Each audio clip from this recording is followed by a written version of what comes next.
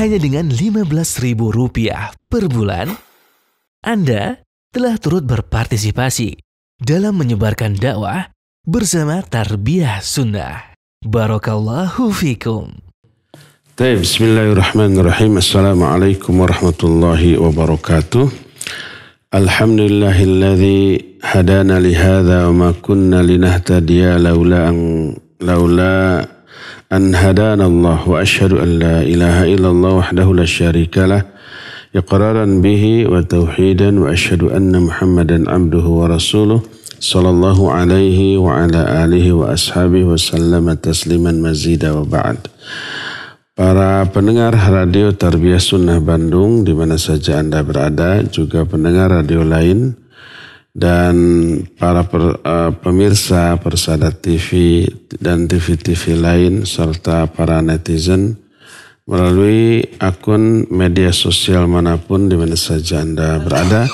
Alhamdulillah kembali kita berjumpa untuk melanjutkan kajian kitab Al-Usul Ats-Tsalatsah. Kita sudah membahas bab hijrah dan pembahasan hijrah mencakup juga pembahasan tentang hukum tinggal di negeri kafir. Sudah kita terangkan tinggal di negeri kafir boleh dengan beberapa syarat. Nah, orang yang tinggal di negeri kafir ada beberapa macam, ada beberapa golongan. Pertama, ayyuqima lid-da'wati ilal Islam wa targhibi fihi. Fahadha nau'um minal jihad. Pertama, ada orang yang tinggal di negeri kafir untuk berdakwah, mengajak manusia kepada Islam, memberi targhib. Targhib itu ya memberikan stimulan, dorongan kepada manusia untuk memasuki agama Islam. Dan ini termasuk salah satu jenis jihad. Hukumnya fardu kifayah sesuai dengan kadar kemampuan masing-masing. Dengan syarat dakwah yang dilakukan itu tidak terhalang oleh aturan, oleh tradisi yang lain dan lain-lainnya. Juga tidak terhalang, tidak ada aturan yang melarang orang masuk Islam di negeri tersebut. Dan ini adalah jihad karena mendakwahkan Islam, mengajak manusia kepada Islam termasuk bagian dari agama ini dan termasuk salah satu di antara tugas para nabi dan para rasul untuk menyampaikan Islam dan mesti ada penerusnya dari kalangan kaum muslimin yang mengambil alih tugas menyampaikan agama Islam ini. Nabi SAW menyatakan balighu anni walau ayah. Sampaikan oleh kalian apa saja yang kalian terima dari aku walaupun hanya satu ayat. Jadi orang yang tinggal di negeri kafir dalam rangka dakwah, baik sementara hanya sepekan, 2 pekan, sebulan, 2 bulan, setahun, 2 tahun, untuk kemudian kembali ke negerinya, atau tinggal selamanya memperoleh izin tinggal di tempat di negeri kafir tersebut. Dan itu dilakukan untuk berdakwah. Dan tidak ada larangan di negeri tersebut untuk melakukan dakwah, maka bukan hanya boleh, tapi ini bagus. Ini termasuk jihad yang hukumnya fardu kifayah. Inilah golongan yang pertama. Ya.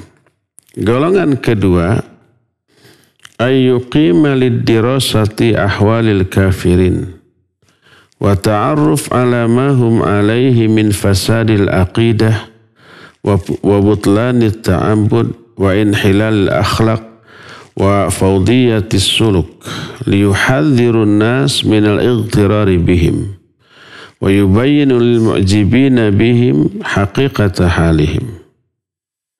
Wa hadhihi al-iqamah naw' min al-jihadi aydan. Kedua, ada orang yang tinggal di negeri kafir untuk mempelajari keadaan, kehidupan, cara berperilaku orang-orang kafir untuk mengetahui titik-titik kerusakannya, kerusakan di bidang akidah, di bidang peribadatan. Apa yang mereka sembah? Yang mereka sembah pasti makhluk. Bagaimana akidah, keyakinan mereka pasti batil. Bagaimana akhlak, tingkah laku mereka pasti bejat. Bagaimana kacaunya kehidupan bermasyarakat mereka, berekonomi mereka. Jadi borok-boroknya diketahui agar tidak menuduh orang kafir tanpa alasan, tanpa bukti. Tidak menganggap buruk orang kafir hanya sekadar diraba-raba dan dikira-kira. Keburukan orang kafir itu real, nyata, terlihat. Karena pernah hidup di tengah-tengah mereka. Lalu dijelaskan semua itu sebagai wanti-wanti bagi manusia agar tidak tertipu dengan orang-orang kafir. Diterangkan kepada orang yang takjub dengan kehidupan orang kafir hanya karena melihat dari jauh. Seperti melihat mercusuar. Dari jauh kelihatannya indah, bagus. Tidak diketahui, tidak terlihat bagaimana kacaunya, kotornya kondisi di sekitar mercusuar tersebut. Atau seperti melihat bulan dari bumi, kelihatan indah, kelihatan bagus. Adapun kondisi bagaimana gersangnya hidup di bulan, bagaimana kondisi atau keadaan tanah di bulan, udara di bulan, yang tentu saja tak bisa makhluk seperti kita hidup di sana, itu tidak diketahui kalau kita hanya melihatnya dari bumi. Seperti itu orang-orang muslim memandang orang-orang kafir dengan pandangan yang wah, hanya karena orang muslim hidup di negeri muslim dan memandang orang kafir melalui media, melalui TV, melalui internet, melalui pemberitaan yang digembar-gemborkan oleh orang-orang kafir yang hanya mengekspos kemajuan peradaban teknologi yang menakjubkan.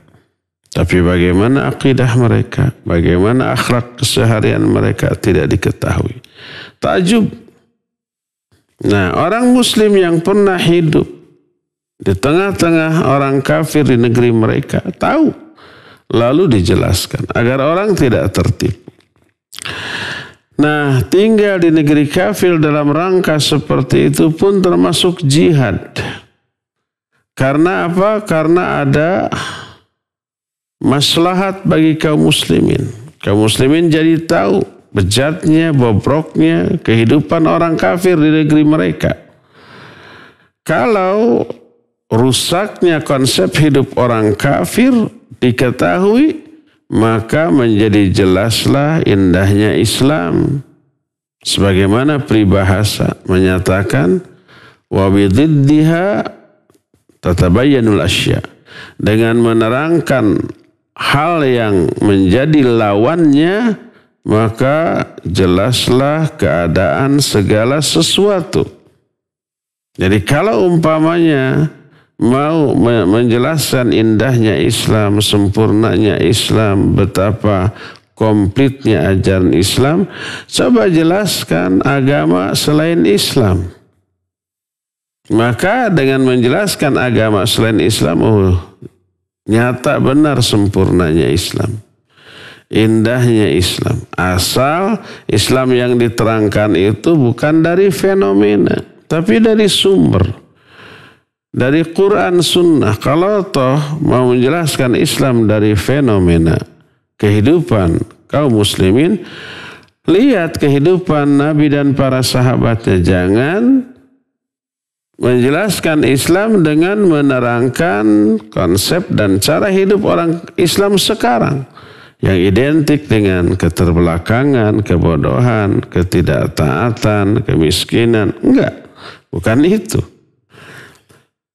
Jadi wabididdiha tatabayyanul asya. Dengan menerangkan hal yang sebaliknya, maka segala sesuatu menjadi jelas. Ya.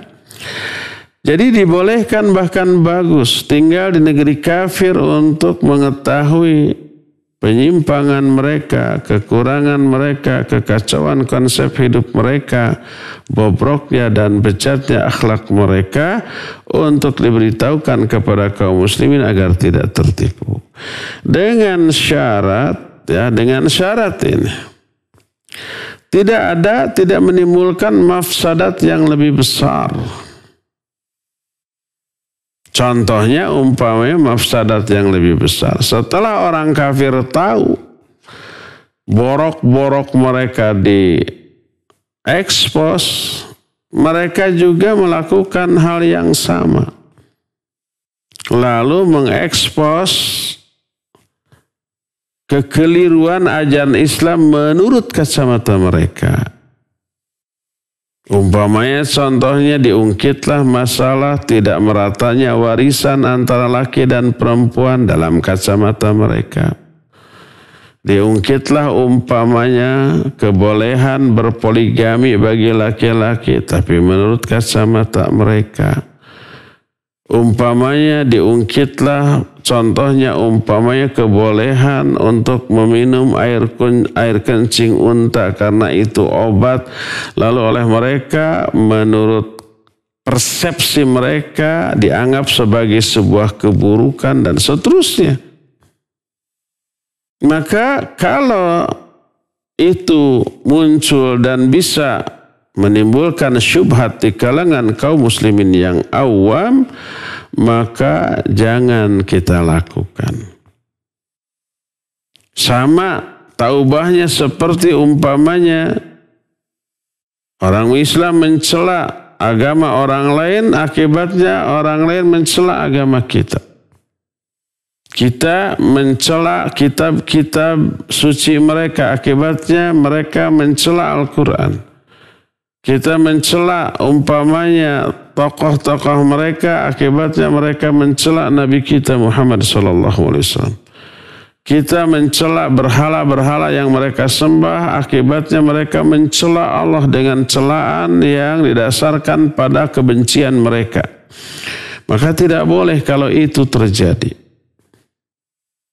Tidak boleh mencela berhala mereka kalau berakibat mereka mencela Allah. Bukan karena tidak tercelanya sesembahan mereka, tapi efek buruk yang ditimbulkannya. Mereka menjadi mencela Allah.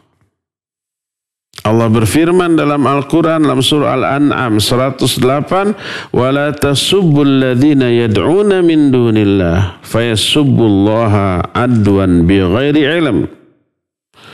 Jangan kalian cela berhala-berhala yang mereka sembah selain Allah, lalu akibatnya mereka mencela Allah sebagai ungkapan permusuhan tanpa ilmu. Jadi jangan, ya, kecuali kalau tidak ada mafsadat seperti itu. Walhasil, ya, tinggal di negeri kafir untuk mempelajari kekeliruan mereka, maka dibolehkan.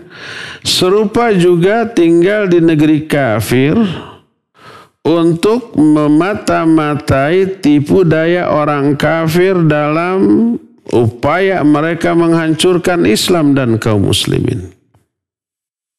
Ingin tahu nih, bagaimana rencana kaum kafir kepada orang-orang Islam.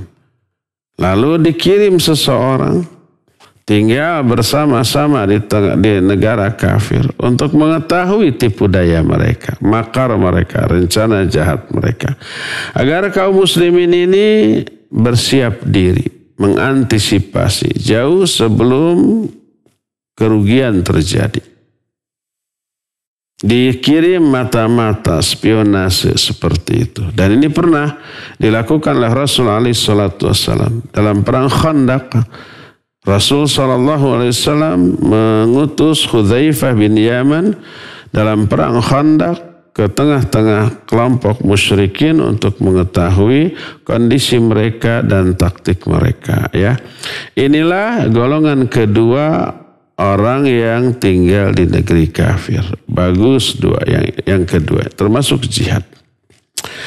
Yang ketiga, tinggal di negeri kafir untuk melaksanakan tugas dari negeri Islam, untuk mengatur hubungan diplomasi, menjembatani hubungan bilateral kedua negara, seperti para karyawan yang hidup di negeri kafir sebagai diplomat, atau staf lokal staf di kedutaan besar negara Islam yang ada di negeri kafir. Maka hukumnya dibolehkan.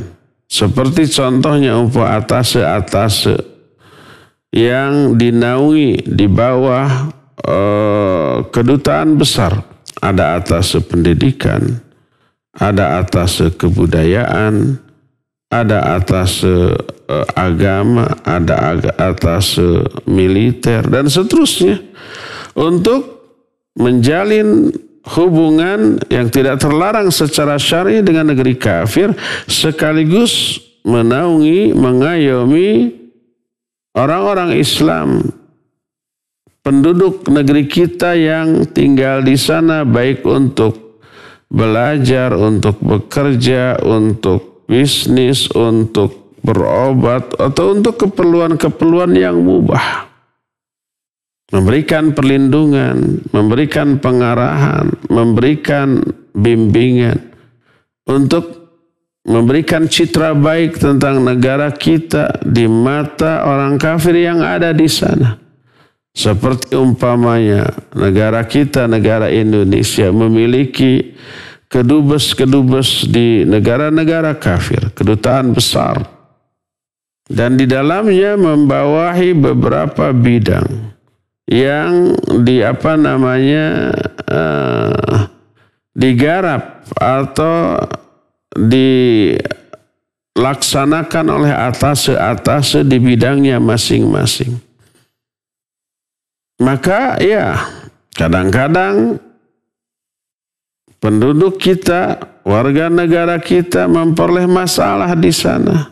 Masalah di bidang pendidikan, masalah di bidang umpamanya sosial, masalah di bidang keagamaan. Maka ya diurus. Ada atase pendidikan, ada atase agama. Kadang ada warga negara kita yang tinggal di negeri kafir, mau haji, mau umroh, ya diurus. Maka menjadi pegawai untuk kepentingan tersebut, maka tentu saja dibolehkan. Sekaligus memberikan bimbingan. Bimbingan dari aspek keagamaan bagi masyarakat kita yang ada di sana. Bimbingan dari aspek budaya, dari aspek akhlak, dari aspek pendidikan, dari aspek militer, dan seterusnya, dan seterusnya. Ya. Inilah jenis yang ketiga, menjadi staf di kedutaan besar negara kita di negeri kafir. Jenis yang keempat, golongan orang yang tinggal di negeri kafir adalah ayyuqima li hajatin khasatin mubahatin kat tijarah wal ilaj fatubahul iqamatu biqadril hajah. Keempat, tinggal di negeri kafir untuk kepentingan khusus yang hukumnya mubah. Seperti bisnis, mungkin ada kepentingan bisnis ke negeri kafir. Atau umpamanya untuk berobat, yang pengobatan seperti itu tidak ada di negeri Islam. Maka boleh tinggal sementara di negeri kafir. Beberapa hari, beberapa bulan, atau bahkan mungkin tahun. Sesuai dengan kadar kebutuhan untuk kepentingan tersebut. Dan para ulama telah menyatakan dibolehkannya memasuki negeri kafir dan tinggal di sana sementara untuk kepentingan bisnis, perdagangan. Dan mereka menukil beberapa athar riwayat dari para sahabat radhiyallahu anhum ajmain, mereka pergi ke negeri kafir untuk berdagang. Maka itu pun dibolehkan. Inilah golongan yang keempat. Golongan yang kelima. Ayyuqima lid-dirasah wa hiya min jinsi ma qablaha iqamatal hajah lakinnaha akhtar minha. Yang kelima, tinggal di negeri kafir untuk belajar, untuk studi, untuk sekolah, apapun yang dipelajari. Tentu saja bukan belajar Islam di negeri kafir. Walaupun ada tuh orang belajar Islam di negeri kafir, berguru ke guru yang kafir. Belajar tafsir ke orang kafir, belajar hadis ke orang kafir. Mungkin? Mungkin. Ada? Ada. Real nyata. Boleh? Nggak boleh. Masa belajar Islam ke orang kafir? Nggak bisa objektif. Sentimen, perbedaan akidah dan keyakinan ya pasti ada lah. Akhirnya apa? Dimanipulasi. Akhirnya difahami tafsir dan hadis sesuai dengan kacamata kekafiran mereka. Makanya orang Islam yang belajar Islam ke orang kafir menjadi liberal pemahamannya. Aneh-aneh pemikirannya. Ya, karena memang Islam yang mereka pelajari Islam versi kafir. Makanya bisa kita lihat pendapat yang aneh-aneh. Jilbab itu budaya Arab, bukan syariat Islam. Demikian juga jenggot, demikian juga cingkrang bagi laki-laki.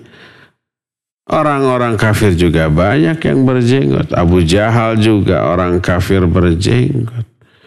Akhirnya seperti itu kan. Dan banyak orang Islam yang terpengaruh oleh pola pikir mereka. Akhirnya versi Islam mereka beda dengan versi Islam orang yang belajar Islam melalui kitab-kitab para ulama. Beda, berbenturan tuh. Akhirnya tampil orang Islam dengan suara orang kafir. Kalau ada orang kafir satu saja upaya diusik oleh orang Islam, wah digembar-gemborkan. Tapi kalau sebaliknya ada orang Islam umpama yang diusik oleh orang kafir, dizalimi orang kafir, disalahkan orang Islam ya sih nggak tahu diri, makanya jadi aja begitu. Tuh gitu. Pokoknya mah suara yang keluar dari mulutnya tidak mencerminkan keberpihakan kepada Islam dan kaum muslimin. Lebih menganggap saudara kepada orang kafir. Mereka lah munafiqin. Allah menyatakan, alam tara ilal ladzina nafaqu yaquluna li ikhwanihim alladzina kafaru min ahlil kitab la in ukhrijtum lanakhrujanna ma'akum la nuti'u fikum ahadan abada wa in qutiltum lanansurannakum wallahu yashhadu innahum lakadzibun. Tidakkah kalian melihat orang-orang munafik berkata kepada saudara mereka di kalangan ahlul kitab, orang-orang kafir di kalangan ahlul kitab. Oleh Allah dikatakan orang munafik ini bersaudara atau menganggap saudara kepada orang kafir dari kalangan ahlul kitab. Kata orang munafik lain, ukhrijtum lanakhrujanna makum, kalau kalian diusir, kami juga akan keluar bersama-sama kalian. Pokoknya kita mah seeslah gitu. La nuti'u fikum ahadan abada. Kami tidak akan mentaati siapapun yang memusuhi kamu, menyerang kalian. Itu gitu perkataan orang munafik kepada orang kafir. Wala in qutiltum wa in qutiltum lanansurannakum, kalau kalian diperangi kami bantu. Baik perang nyata ataupun sayur. Perang media, perang di media. Perang kata-kata. Orang munafik selalu berada dan menunjukkan keberpihakan kepada orang kafir. Memerangi Islam dan kaum muslimin. Berdasarkan hal itulah maka bahaya belajar Islam kepada orang kafir. Ya. Nah sekarang bukan Islam yang mereka pelajari di negeri kafir, tapi ilmu-ilmu umum. Ini pun amat sangat super berbahaya. Karena apa? Karena yang belajar otomatis levelnya di bawah gurunya. Maka lahirlah pengagungan kepada gurunya. Pengagungan, rasa hormat kepada para pengajarnya. Kekaguman. Akhirnya mengikuti kebiasaan gurunya. Kecuali orang-orang yang Allah pelihara dan mereka amat sangat sedikit. Muncul rasa suka, muncul rasa sayang, minimal berbasa-basi, bertoleransi kepada kerusakan para pengajarnya, guru-gurunya. Tahu gurunya agamanya nggak benar nih. Tapi ya bermudahana, bertoleransi, berbasa-basi. Terlebih mereka pasti punya kawan-kawan yang sama-sama belajar satu kelas, satu angkatan. Dari kalangan orang-orang kafir, punya sahabat, bergaul. Ini berbahaya. Masuklah syubhat, masuklah syahwat, seperti pola hidup mereka. Berdasarkan hal itulah maka ini berbahaya. Wajib bagi orang yang belajar ilmu-ilmu umum di negeri-negeri kafir memelihara diri dari hal itu, dan ada beberapa syarat yang harus dipenuhi. Syarat pertama adalah orangnya adalah orang yang istiqamah. Orang tersebut orang yang tegar, orang yang sudah dewasa, matang pemikiran, bisa membedakan yang hak dan yang batil, dan bisa tegar di atas kebenaran di tengah-tengah gelombang fitnah dan gelombang rayuan yang bisa menyeret dia kepada kebinasaan hidup dalam beragama ini. Jangan yang diutus para remaja, para pemuda yang pertimbangannya masih labil, masih mudah terpengaruh oleh lingkungan dan seterusnya. Ini syarat yang pertama. Yang kedua, orang tersebut memiliki pengetahuan ilmu syar'i yang cukup. Baik dari aspek akidah, terutama tauhid. Termasuk juga masalah fiqh.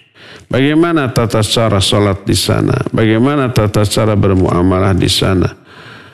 Bagaimana cara membantah syubhat dalam masalah akidah yang dihembuskan oleh orang-orang kafir dan seterusnya. Ya. Dalam salah satu doa yang ma'thur, Allahumma arinil haqqa haqqa warzuqna ittiba'ah wa arinal batila batila warzuqna ijtinabah wa la taj'alhu mutalabbisan alayya fa'adil. Ya Allah, perlihatkan kepadaku bahwa kebenaran itu merupakan kebenaran, dan rizkikan kepadaku kemampuan untuk mengikuti. Tampakkan kepadaku kebatilan itu sebagai sebuah kebatilan, dan berikan kemampuan kepadaku untuk menjauhinya. Dan itu ilmu. Orang yang tidak berilmu nggak tahu hak dan batil. Yang batil dianggap hak, yang hak dianggap batil. Dan jangan engkau jadikan hal itu menjadi sebuah kerancuan bagi diriku lalu aku tersesat karenanya. Ini syarat yang kedua. Syarat yang ketiga, orang itu memiliki iman yang cukup. Memiliki kadar akidah, kadar keimanan, kadar keagamaan yang bisa menolak semua ajakan, hasutan, ajakan kepada kemaksiatan, ajakan untuk mengkonsumsi hal-hal yang haram, baik makanan ataupun minuman. Karena di sana lebih banyak yang haramnya daripada yang halal. Walaupun daging ayam, daging kambing, daging sapi, tapi kan tidak disembelih. Kalau umpamanya ayam cukup disetrum, jeruk, mati dengan voltase tertentu. Kalau umpamanya sapi atau kambing cukup ditembak aja otaknya, dep, kerjet, mati, sudah. Tidak mengalir darahnya dan itu haram. Belum lagi minumannya, setiap minuman maka mereka pasti menuangkan alkohol yang haram. Kalau umpah kita bilang minta minum, beri saya minum. Artinya minta minuman keras. Kalau kita mau minta air, ya harus disebutkan minta air untuk minum. Jangan hanya bilang minta minum, nanti dikasih alkohol. Tapi kalau mau minum air, minta air. Jangan bilang minta minum, minta air untuk minum. Itulah syarat yang ketiganya. Yang keempat, syarat keempat, ilmu yang memang dipelajarinya adalah ilmu yang bermanfaat bagi umat dan tidak ada di negeri kafir. Ya, itulah beberapa jenis golongan orang yang tinggal di negeri kafir. Ada yang dibolehkan, ada yang tidak bolehkan sesuai dengan kondisi. Ya, cukup sampai di sini saja. Dan sebelum kita masuk ke sesi tanya jawab, kita akan jeda dulu. Wassallallahu ala nabiyina Muhammadin wa ala alihi wasallam. Mangga. Khotuliman azanallahu yakum, para pendengar juga para pemirsa, kita kembali lagi kepada siaran pembahasan kitab Ushulul Thalatthah bersama guru kita Al-Ustaz Abu Haidar As-Sundawi hafizahullah ta'ala. Sekarang kita masuki sesi tanya jawab. Bagi antum yang akan bertanya, kami silakan bisa menghubungi kami di nomor telepon 02286862637 atau melalui pesan singkat nomor 081122714776. Baik, sudah ada penelpon yang masuk, kita angkat. Halo. Halo, Assalamualaikum. Waalaikumsalam warahmatullahi wabarakatuh. Dari siapa, di mana Bapak? Dari Abu Arsya di Banjaran. Silakan Bu Abu Arsya. Assalamualaikum Ustaz. Mau bertanya. Waalaikumsalam.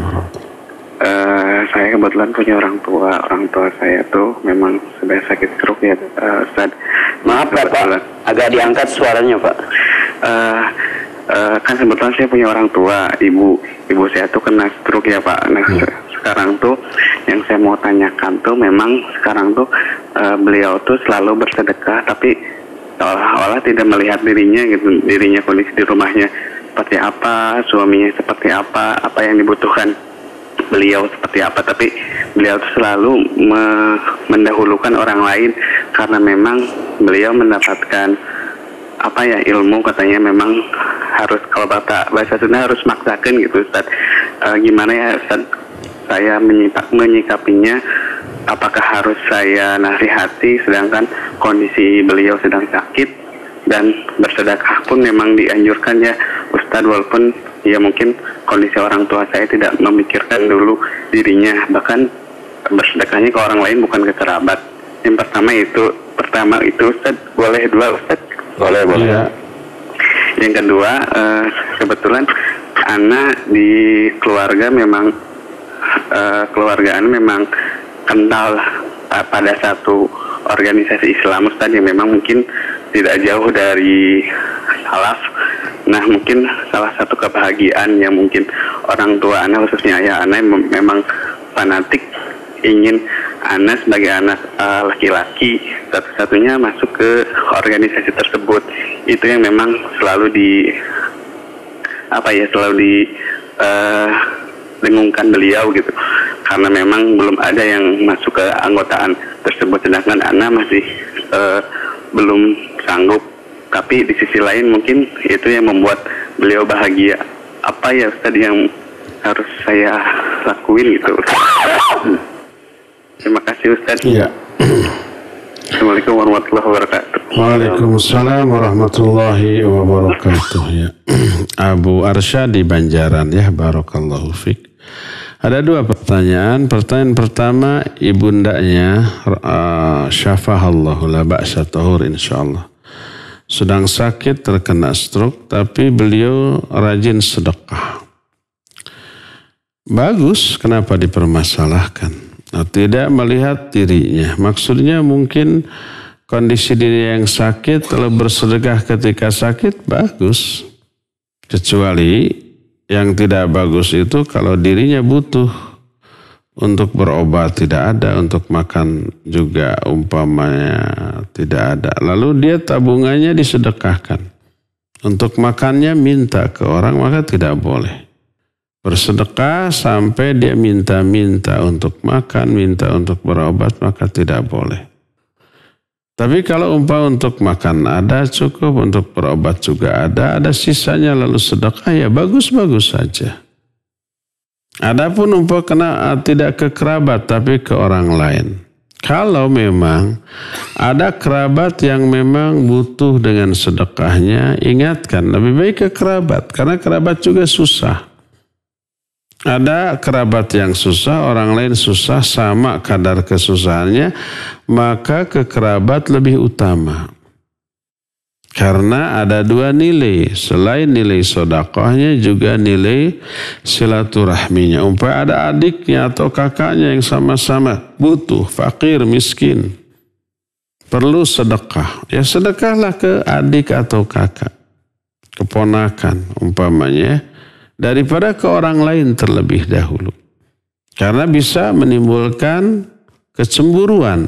Ke orang lain yang gak ada hubungan keluarga ngasih, kalau ke saya kok yang ada kekerabatan dekat gak ngasih. Bisa begitu nanti. Ya, timbul kecemburuan. Kalau kondisinya sama, kalau kondisinya itu sama, kerabatnya miskin, orang lain miskin. Adapun kalau kondisinya berbeda, kerabat cukup, orang lain butuh. Lalu dia infak dan sedekah ke orang lain, ya gak masalah. Jangan ditentang, jangan dipermasalahkan, jangan disalahkan. Jadi ada dua hal, bersedekah ketika sakit bagus ya, selama dia tidak mengakibatkan meminta untuk kepentingan berobat atau untuk kepentingan makan dan minumnya. Makan minum ada, sudah terpenuhi, ada lebihnya, sedekah itu bagus. Ya perlu dipermasalahkan.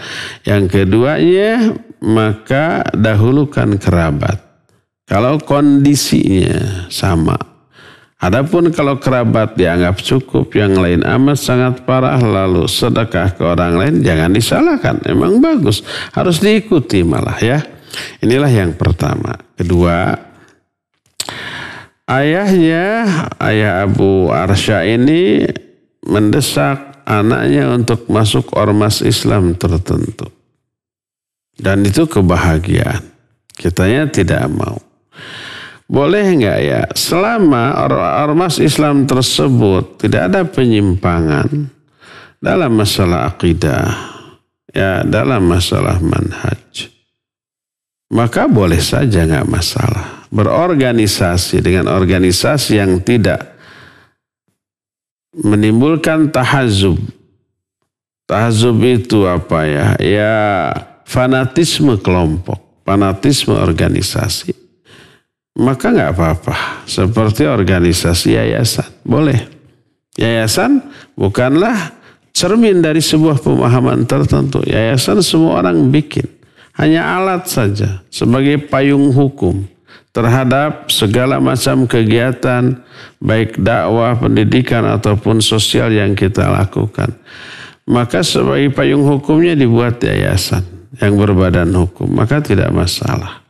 Ya, adapun kalau ormas tersebut ada penyimpangan akidah, ya jangan.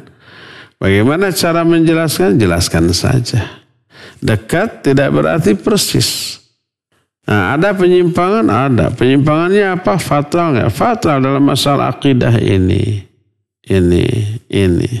Ya mungkin saya bergabung ke sebuah ormas yang akidahnya menyimpang. Walaupun setiap penyimpangan akidah tidak berarti kafir, murtad, keluar dari Islam. Tidak. Tetap muslim, tapi muslim yang akidahnya menyimpang. Kalau kita pernah mendengar ada istilah-istilah Qadariyah, Jabriyah, Maturidiyah, Syiah, itu adalah kelompok orang-orang yang menyimpang akidahnya dari Islam, tapi sebagian mereka tidak keluar dari Islam. Ada yang keluar dari Islam yang divonis oleh para ulama, ada seperti Jahmiyah. seperti Syiah. Ya, maka itu sudah di luar Islam. Tapi ada yang masih dianggap sebagai bagian dari kaum muslimin. Penyimpangan akidahnya hanya melahirkan kebidahan, tapi tidak berakibat murtad. Dan itu dirinci secara detail dengan syarat yang ketat oleh para ulama. Ya, jadi bicara saja yang baik-baik. Kalau memang ada penyimpangan dalam masalah akidahnya, jelaskan. Ya, kemudian kalau tidak ada penyimpangan, hanya sekedar organisasi yang menjadi payung hukum atas segala kegiatan dakwah, pendidikan, sosial, maka nggak masalah. Ya, wallahu a'lam. Silakan lagi. Syukran Ustaz atas jawabannya. Kami kembali mengangkat penelpon yang sudah masuk. Halo. Halo. Ya, Silakan Pak. Assalamualaikum. Assalamualaikum warahmatullahi wabarakatuh. Barakallahu fiik Ustaz. Wa fiik barakallah. Ustaz, ada yang ingin saya tanyakan Ustaz. Ini berkaitan dengan adanya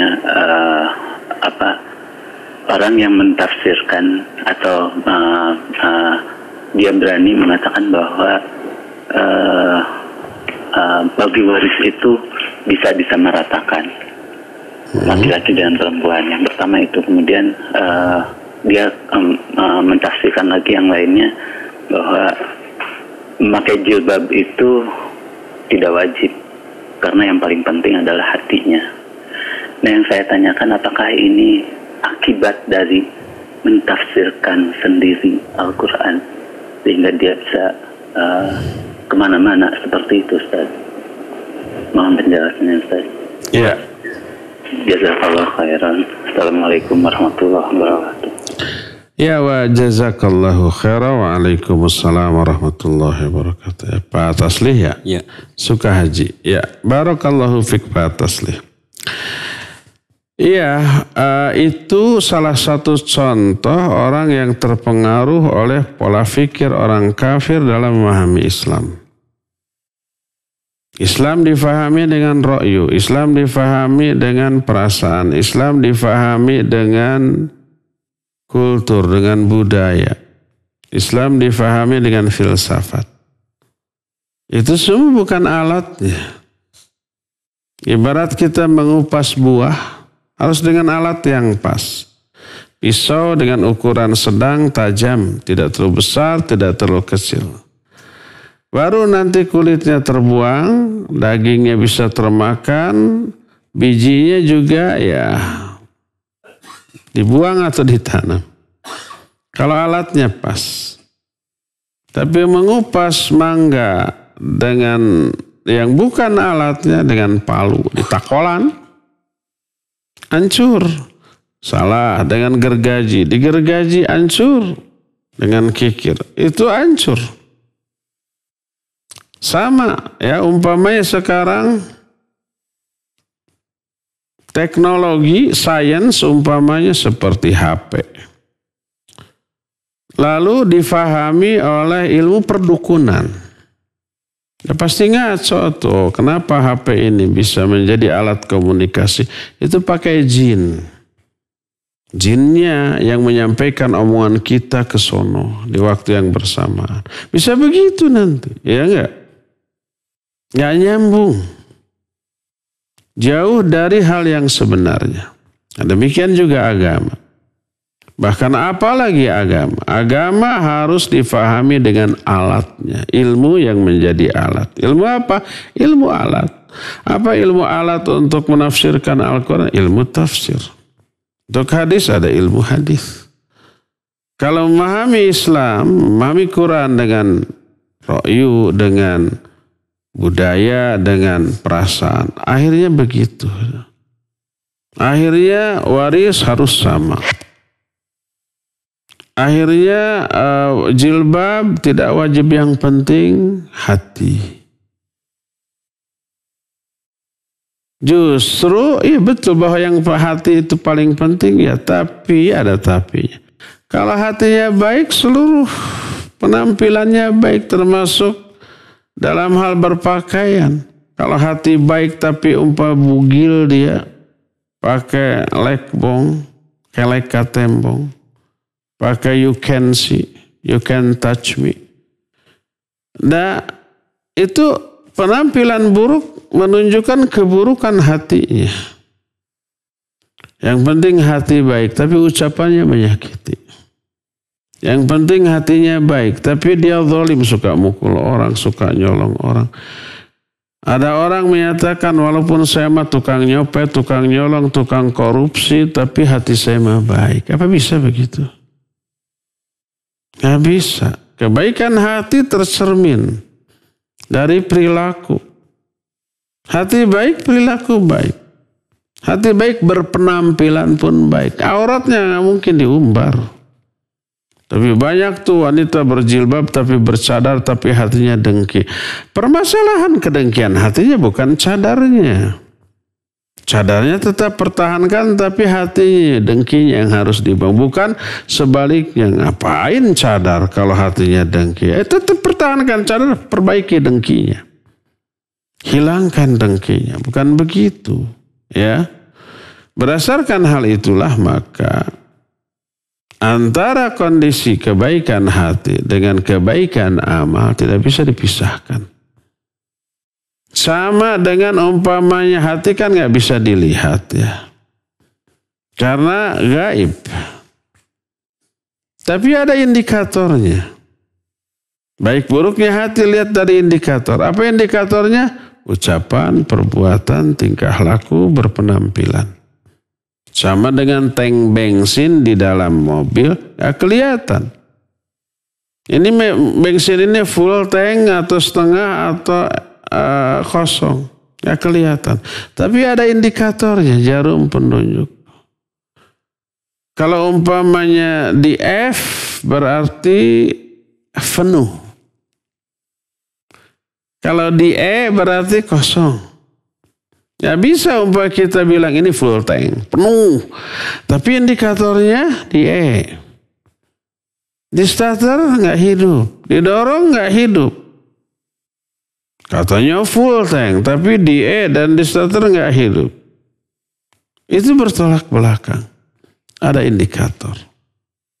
Oleh karena itu kebaikan hati harus melahirkan kebaikan. Akhlak, tingkah laku termasuk berpenampilan. Ini orang ini memang bugil, cuma pakai pakaian dalam saja kemana-mana, auratnya kelihatan oleh semua orang, tapi hatinya baik loh. Sama aja dengan umpamanya orang mencopet, bahasanya kasar gitu ya. Kemudian tersenggol sedikit, dia nonjok. Lalu kita katakan ini orang gitu-gitu juga hatinya mah baik. Bertolak belakang ya. Nah jadi itu salah satu di antara produk orang belajar Islam bukan dengan alatnya. Bukan kepada ahlinya. Jadilah begitu. Yang sebenarnya seluruh hujah mereka yang berdasarkan akal sebenarnya tidak selaras dengan pemikiran akal sehat. Bertolak belakang dengan akal sehat. Seperti tadi, nggak penting jilbab, yang penting hatinya nggak masuk akal. Itu sama dengan walaupun dia copet, walaupun dia itu suka nonjok orang, menyakiti orang, hatinya baik. Sama dengan itu, masuk akal nggak tuh orang? Walaupun dia itu tidak menutup auratnya, hatinya baik. Masuk akal nggak tuh orang ngomong kayak begitu? Jadi hati ini ada indikatornya berupa ucapan, perbuatan, tingkah laku termasuk berpenampilan. Wallahu a'lam. Silakan lagi. Nah, syukuran Ustaz atas jawabannya. Kita ke penanya melalui pesan singkat terlebih dahulu. Di Abu Hanan di Baros. Ustadz, apakah termasuk bertaubat seseorang meninggalkan satu maksiat tapi masih melakukan maksiat lain? Misalnya meninggalkan riba karena tahu dosa riba, tapi sholatnya masih banyak yang bolong. Barakallahu fiik, Ustadz. Iya. Wa fika barakallah. Pertama harus diketahui meninggalkan sebuah perbuatan buruk belum tentu tobat dari perbuatan buruk tersebut. Karena meninggalkan perbuatan buruk hanya salah satu syarat dari tobat. Syarat yang lainnya lihat, menyesal apa tidak. Kedua, punya tekad kembali atau tidak. Ketiga, alasannya apa? Sebab ada orang berhenti dari perbuatan buruk karena takut akibat buruk di dunia saja, bukan karena tahu haramnya. Seperti umpamanya contoh apa ya, maling. Dia tidak mau maling karena takut ketahuan babak belur. Kalau nggak ketahuan, mana mau maling tuh. Nggak beresiko, ketahuan babak belur, dihajar masa, ditahan. Makanya tidak mau. Tapi kalau diyakini aman, dia lakukan. Tapi karena belum ada kondisi aman, dia tidak melakukannya. Maka itu tidak tobat. Seperti itu, contoh lain zina umpamanya. Dia tidak mau melakukannya. Karena apa? Takut kena AIDS, takut kena penyakit. Gak mau. Bukan karena meyakini haramnya zina. Bukan karena takut azab. Tapi karena takut kena penyakit aja. Kalau ada wanita yang betul diyakini bersih umpamanya, gadis umpamanya, mau sama saya mah mau. Sebab yakin tidak akan terkena penyakit. Nah, tapi karena tidak ada gadis yang mau, ya saya tidak melakukannya. Dia berhenti atau dia tidak melakukan bukan berarti tobat. Jadi tobat pertama berhenti memang. Kedua menyesal. Ketiga bertekad tidak kembali. Keempatnya selasa niat karena Allah. Karena takut azab. Itu yang pertama. Ya. Kedua, kalau sekarang orang betul berhenti dari satu dosa. Karena tahu itu azabnya dahsyat. Seperti tidak mau makan riba. Karena tahu Allah murka. Akhirnya dia tinggalkan. Tapi sholat masih belang-belang. Apakah tobat? Ya, dia tobat dari riba tapi belum tobat dari meninggalkan sholat. Ribanya sudah ditobati dan dia punya pahala dari tobatnya dari riba tersebut. Tapi dia tetap berdosa dari aspek sholat. Kalau dia masih mengabaikan sholat. Ketika dia sholat, dia berpahala dengan sholatnya. Tapi ketika di sholat lain dia meninggalkan, apapun alasannya, maka dia berdosa. Ya, jadi mungkin orang tobat dari satu dosa, tapi belum tobat dari dosa yang lain. Sangat mungkin. Wallahu a'lam. Ya, silakan lagi. Nah, syukran Ustadz atas jawabannya. Kita kembali bacakan pertanyaan melalui pesan singkat dari Adi. Nah, tempatnya tidak disebutkan. Afwan Ustadz, apakah tinggal di negeri kafir bisa disamakan dengan pindah kewarganegaraan? Syukran, barakallahu fiik. Iya, wa fika barakallah. Pindah kewarganegaraan. Antara pindah kewarganegaraan dengan tinggal di negeri kafir dua hal yang berbeda. Seperti umpamanya ada warga negara Indonesia, paspornya masih paspor Indonesia. Tapi dia punya izin tinggal di negeri kafir. Dia mungkin seumur hidupnya tinggal di negeri kafir, sangat mungkin. Nah, ya konsekuensinya dia harus memperpanjang izin tersebut setiap tahun. Kadang-kadang sekian waktu tertentu dia harus keluar dulu. Beberapa saat lalu kembali lagi. Ya mungkin. Jadi tidak selalu orang yang tinggal di suatu negeri berarti dia walaupun seumur hidup. Berarti dia warga negara negeri tersebut, tidak selalu. Betapa banyak orang-orang Indonesia yang tinggal di Belanda atau di Jerman seumur hidup. Tapi warganya masih warga negara Indonesia. Paspornya masih paspor Indonesia. Dia punya izin tinggal di sana dan harus diperbaharui dalam sekian tahun sekali dan membayar untuk itu, iya. Betapa banyaknya orang Indonesia yang umpamanya menikah dengan orang di negeri lain. Sama-sama muslim. Suaminya tetap warga negara asing. Istrinya tetap warga negara Indonesia. Bisa? Ya bisa. Ya. Jadi tidak selalu identik antara kewarganegaraan seseorang di negeri tertentu dengan tinggalnya di negeri tersebut tidak selalu. Ya, wallahu a'lam bishawab. Cukup ya, sampai di sini saja dulu. Waktunya sudah tidak memungkinkan untuk dilanjutkan. Nanti untuk materi ini kita lanjut di hari Senin yang akan datang, dan kita akan jumpa lagi nanti sebentar lagi jam 8 membahas kitab Ad-Da'u wa Da'wah. Wassallallahu ala nabiyina Muhammadin wa ala alihi wa ashabihi wasallam. Wassalamualaikum warahmatullahi wabarakatuh.